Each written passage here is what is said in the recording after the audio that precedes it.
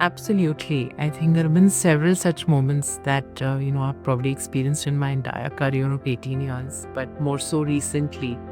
I think women generally try and bring in a multidimensional lens to the whole situation, in a perspective, right? But try and get intuition into a logical decision, get strength and compassion in a discussion.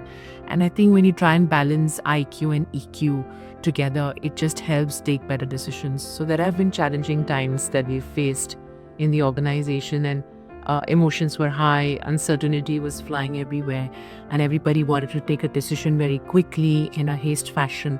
And I think I chose to pause. I chose to sit back and think through that in not just in a logical fashion, but also the repercussions it will have from a long-term point of view.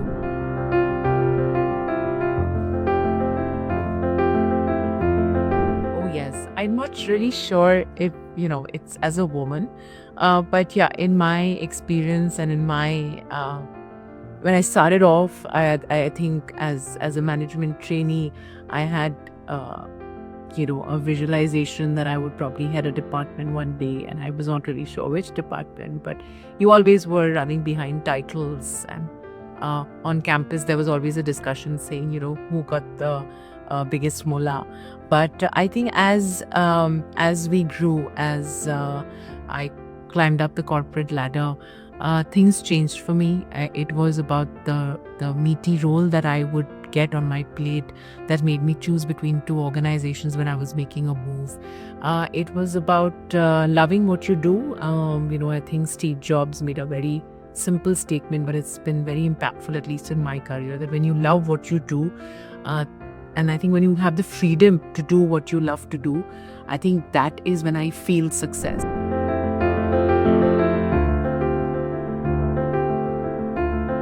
So very early on in my career, I was given feedback when, I had just probably started becoming a leader or playing a leader's role, that I was not a tough leader.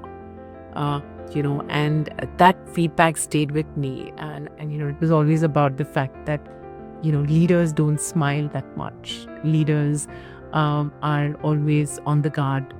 They will always not share their personal side. I chose to take a different path, and I think that's worked in my favor. I've had people work in my team for a long tenure. I had the marketing division, and we all know how difficult it is to retain talent.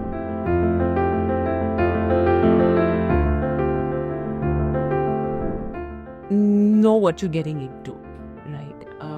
I think it's very important that you know the subject matter. You become an SME, because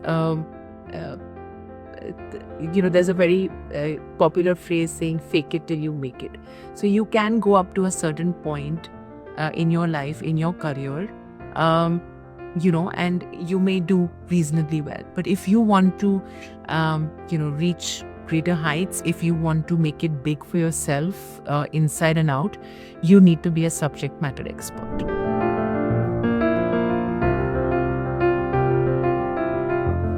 I've always found myself in those situations. But yes, I think it's, in Sheryl Sandberg's words, it's a jungle gym out there for women. Okay, and I say this very consciously because a lot of times in my personal and professional encounters, whenever I'm talking to a man, while he may listen in, his response is always maintaining an eye contact with the other male in the room. So I've always, faced this in my personal encounters with a broker, with a carpenter, with an electrician. I'm putting the money on the table. I'm telling you what the problem is. I even probably solutionizing the thing. But the eye contact, the response is towards the male person in the room. But having said that, I also think that I've had many allies who have been men.